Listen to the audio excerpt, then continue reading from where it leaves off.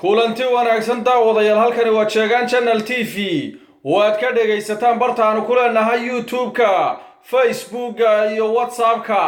daawadayaal maanta wararkeena duhurnimo ama maalinimoba waxaan inoogu haynaa qodobo aad u muhiim ah oo ay ka mid yihiin siyaasi caan ah oo xabsiga loo taxaabay waa Cabdiraxmaan Cabdishakuur Warsame oo dhowr jeerna u soo tartamay madaxtinimada Soomaaliya xilal muhiimana soo qabtay. warbixin ayaan idinka haynaa waxaanu kaloo inoo haynaa daawada sidaadaba adigu ma fuuli lahayd gaadhi isagu iswada mase aamini lahayd gaadhi bilaa darawala inaad taxi ahaan u dalbato. waddanka Australia ayaa soo saaray gaadhigaasi. ku soo dhawaada daawadayaal barnaamijkaasi oo faahfaahsan. Cabdiraxmaan Cabdishakuur Warsame ayaa loo taxaabay xabsiga toddobaadkan gudihiisa kadib markii dowladda Soomaalidu ay ku eedeysay khaa'inul wadan oo dambiyo ay u soo abaabushay inuu siyaasigaasi yahay dambiile qaran. maalin dhaweydun bay xeer ilaalinta wadanka Soomaaliya markii ay rag badan oo kale ay iyagana ku eedeysay inay maleegayaan khiyaamo qaran oo ay wadanka afgembin rabaan. haddaba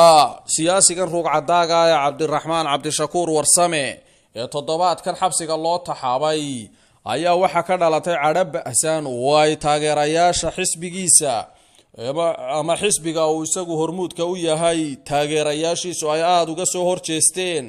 xadhiga ay ku tilmaameen sharci darrada ee loo geystay siyaasiga caanka ah ee dhowrka jeer u tartamay madaxtinimada wadanka Soomaaliya horena xilal muhiim ah soo qabtay oo lagu eedeeyay inuu wadanka afgambiyay ama khiyaamo qaran ku kacayay.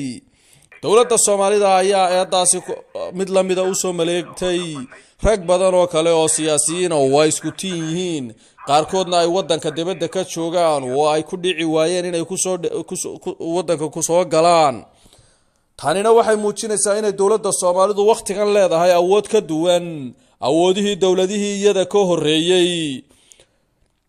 Cabdiraxmaan Cabdishakuur Warsame ayaa maxkamad la horkeeni doona sida la sheegay toddobaadada soo aadan, waxaana la sheegayaa in ay dowladdu hadda weli qiil u leedahay dhimashada dadkii ku dhintay helada siyaasiga ka tirsanaa iyo weliba kiiskii ay ku soo oogtay oo aanay weli u haynin cadaymo ku filan waa sida ay sheegayaan xogo ku dhowdhow arrimaha dowladda Soomaalidu iyo sida ay xeer ilaalintu u shaqaynayso. waxaana laga yaabaa in si xaal mastuura lagu dhameeyo toddobaadada soo socda haddii ay dowladdu ku fashilanto inay keento cadaymo ku filan siyaasiga ruuqcadaaga. dowladda wadanka Australia ayaa soo saaraysa gaadhi isagu iswada. shirkad lagu magacaabo Microfo ayaa sameynaysa gaadhi isagu iswada oo taxiya looguna talagalay inuu dadka ka qaado geeyana meelaha fogfog kana qaado meelaha boostejooyinka ama meelaha lagu sugo gaadiidka dadweynaha. haddaba shirkadani oo imika muddooyinkan soo aadan soo saari doonta gaadhigaasi oo uu ka howlgeli doono gobolka Salisbury dhawaanaha soo socda, haddana lagu guuleystay tijaabadiisii oo xabadii ugu horeysay ee hawl gashayba ayaa waxaanu eegi doonaa tiknoolajiyada casriga ee adduunyada muxuu ku soo kordhin karaa gaadhigaasi. gaadhigani haddaba sida ay looga faalloonayo waxaa la leeyahay hore waxa u soo saartay wadanka Switzerland muddo aan saaba u sii fogeyn. gaadhigaasina waxa uu la joojiyay oo shirkadii soo saartay ay ilbaabada u laabtay kadib markii 3 qof oo gaadhigaasi saarnaa uu la galay shil bas kale oo isna rakaab siday uu kula dhacay. gaadhigani oo aanu darawal wadin oo bilaa darawala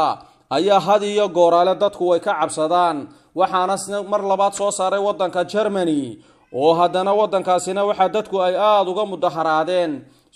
gaadhigaasi oo ay diideen inaanay naftooda ku aamini karin gaadhi isagu iswada. daawada adigu tolo naftaada ma ku aamini lahayd bal isweydii gaadhi iswada haddii aad aragto. haddaba dadka reer Australia ayaan weli wax hadala ka odhanin gaadhigaas soo bixitaankiisa, laakiinse waxaa la sugayaa marka uu gaadhigaasi soo baxo ee shirkadda Microfo ay gaadhigaasi soo saarto ugu horeyntana uu ka howlgalo gobolkaasi Salisbury ee ka tirsan wadanka Australia. waddanka Jarmalku markii uu soo saaray ayaa gaadhigaasi waxa uu lahaa lambaro laga waco sida tagaasida caadiga ah kadib dadku intay wacaan ayay haddana meeshii u baneeyeen oo markaas gaadhigaasi uu waqti badan lumiyay sidaas daraadeedna markii dambe shirkadii soo saartay ay ku go'aansatay inay gebi ahaanba gaadhiga albaabada u laabto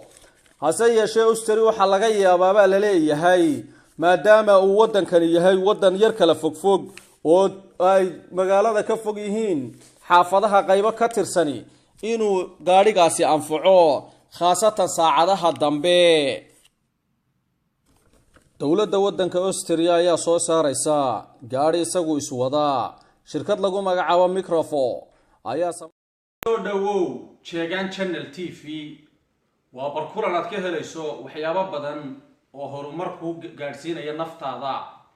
haddaba dhageyste ama daawade ma doonaysaa inaad hesho waxbarasho basic ah oo ah luqadaha iyo sayniska iyo xisaabaadka ma doonaysaa inaad hesho warbixino iyo